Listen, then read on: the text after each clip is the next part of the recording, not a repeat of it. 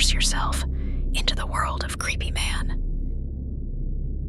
He's waiting for you.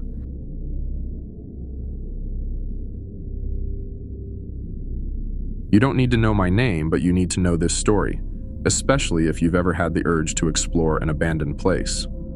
I've never told anyone this before, but now, years later, I'm still haunted by that night in 2017.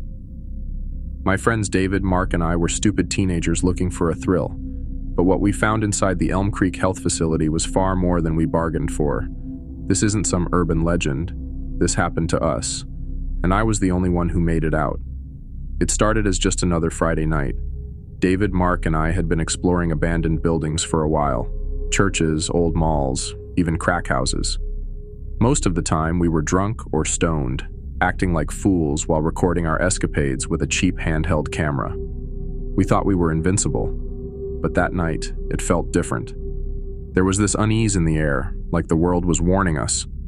We were bored of the places we'd already explored in town, so we decided to drive out to the Elm Creek Health Facility, an old mental asylum about 45 minutes away. David's great-grandmother had been admitted there in the 1940s, back when the place was notorious for its inhumane experiments on patients. It had been shut down in 1963, but the building was still standing, rotting away in the middle of nowhere. We heard rumors about kids who went there and never came back, but we didn't take them seriously. David laughed it off, saying those were just ghost stories meant to scare people away. Mark was excited, talking about how it would make the perfect video for our group chat. I didn't say anything, but deep down, I had a bad feeling. Still, I didn't want to be the one to chicken out. The rain was coming down hard as we pulled off the highway and onto the dirt road that led to the facility. It was one of those narrow, unmarked roads, surrounded by thick woods that seemed to swallow the light. The further we went, the quieter it got. The rain stopped hitting the car roof, and it was like we had entered a different world. A world where nothing moved, and time stood still. As we drove toward the Elm Creek Health Facility, the radio in the car started acting up. Static hissed through the speakers, followed by faint, distorted voices. At first, we thought it was interference from the storm, but then the voices became clearer. A woman's voice whispered, "Turn back," while a child's voice sobbed softly in the background.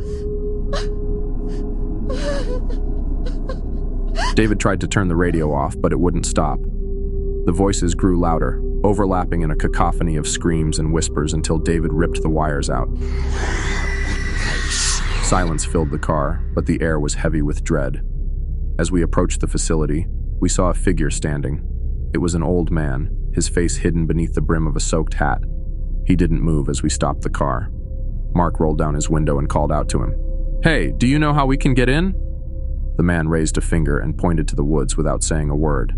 His face was pale, his eyes sunken like they hadn't seen sleep in years. Before we could thank him, he vanished into the trees. "Did you see that?" I asked, my voice trembling.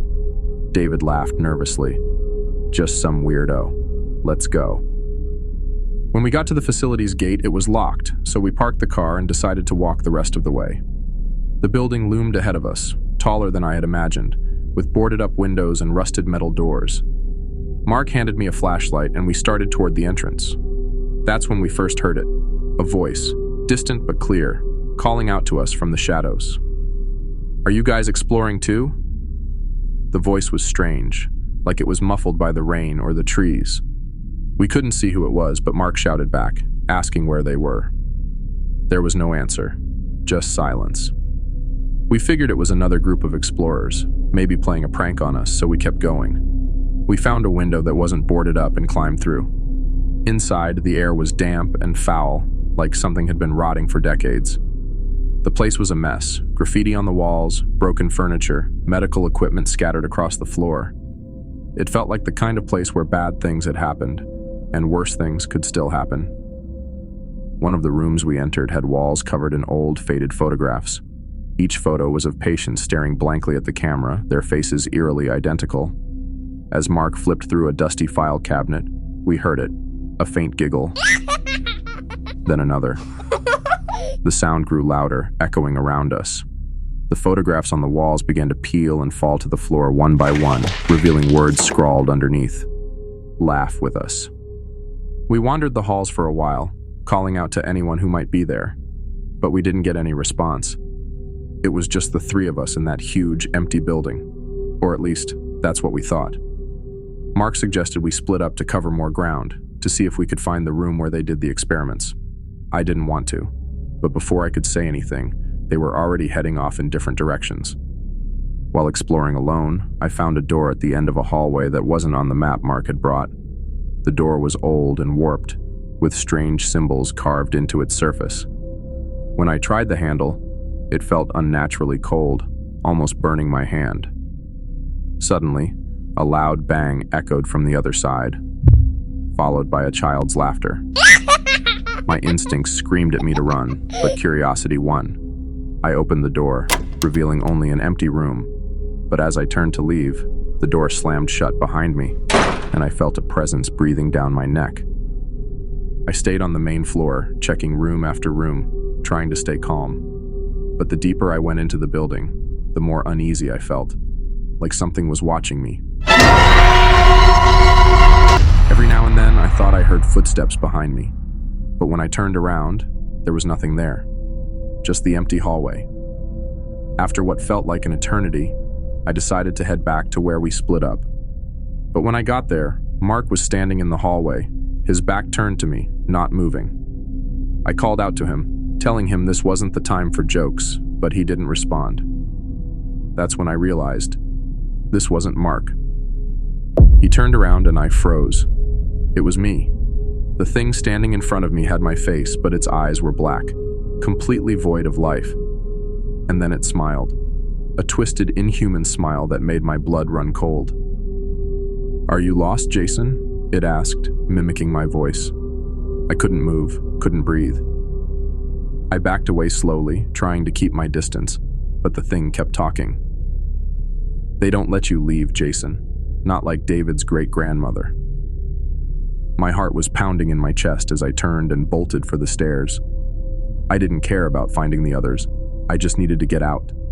After fleeing the doppelganger, I stumbled into a room filled with old patient files and faded photographs. The photos depicted gruesome experiments, the kind you'd see in nightmares. One photo caught my attention. It was of David's great-grandmother, strapped to a chair, her face contorted in terror. As I picked it up, the lights in the room flickered, and the photo changed. Her face was now smiling unnaturally, her eyes black like the doppelgangers. A voice whispered in my ear. She never left. In my frantic escape, I ran through the basement and found myself in a room filled with broken mirrors. My reflection wasn't my own. It was the doppelganger, staring back with its void-like eyes and wicked grin. Its reflection moved closer to the glass, whispering, "You can't run, Jason." Suddenly, the mirror shattered, and I felt shards fly past me, though I wasn't cut. The pieces formed words on the floor. "We're waiting." I made it to the window we came in through and climbed out, feeling the cold night air hit my face like a slap. But I wasn't safe yet. I could still hear its footsteps behind me, getting closer. I ran to the car and drove like hell, not stopping until I reached a gas station miles away. When I called the cops, they searched the facility, but they never found David or Mark.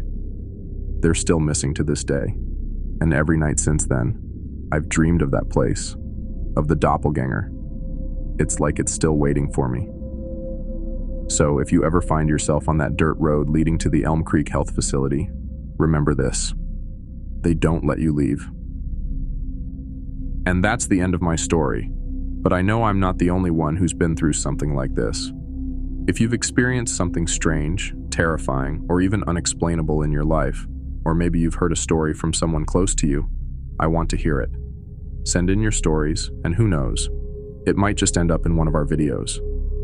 Before you go, make sure to like, share, and subscribe if you enjoyed this video, and hit that bell icon so you never miss a new upload. Your support is what keeps us going, and we couldn't do this without you. Thanks for watching, and until next time, stay safe, stay curious, and take care. Bye for now.